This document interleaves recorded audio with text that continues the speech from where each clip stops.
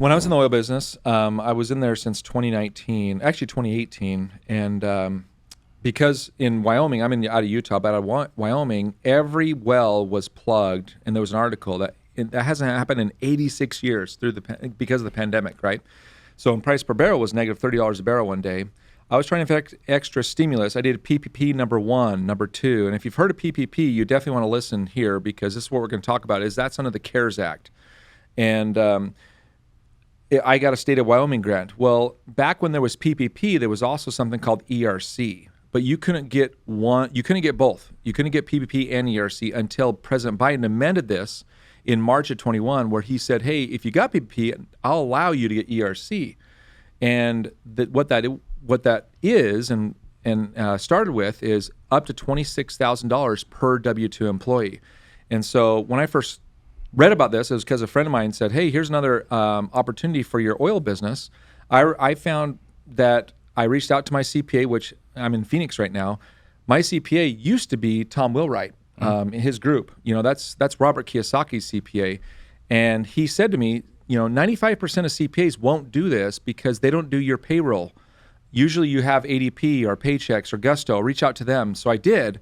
And I reached out to my friend of mine who is a state representative for ADP. And he said, "Oh, man, we're not amending returns. We're only doing active payroll. So you're going to have to find some sort of service or third party that can help you claim this credit." And they call it credit because a couple different reasons. But basically, I know you use the word free money. That's one thing that our attorneys have said, hey, don't use the word free because there's always a cost to something. But in essence, if you don't know about this, you're going to get some money that, let's just call it newfound money, you didn't know about, up to $26,000 per W-2 employee. You have 10 employees, there's $250,000. Right.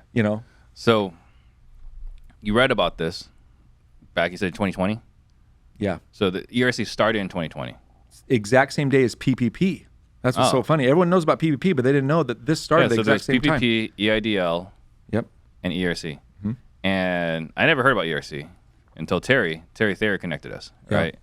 So there was PPP, EIDL, and ERC. So you're saying you got the PPP money, EIDL money? Not in my oil business because EIDL is technically they're both a loan. PPP was a loan that was forgiven later. EIDL is a loan over 30 years. We, as the oil business, didn't do the EIDL. Okay. We did PPP number 1, number 2. We got a state of Wyoming grant that gave us some 6-figure money as well. What was the difference between PPP 1 and PPP 2? PPP 2, in order to get approved for PPP number 2, you had to show a 25% loss from the year before. Got it. Yeah, because they were sending us emails like, hey, you should apply for this.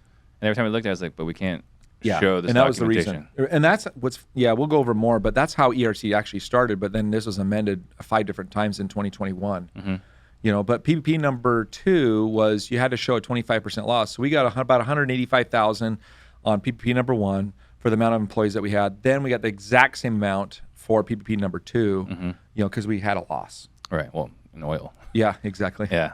It was kind of harder to show that in real estate. 2021 is a pretty good year for a lot of us. Very good year for a lot of people. Yeah.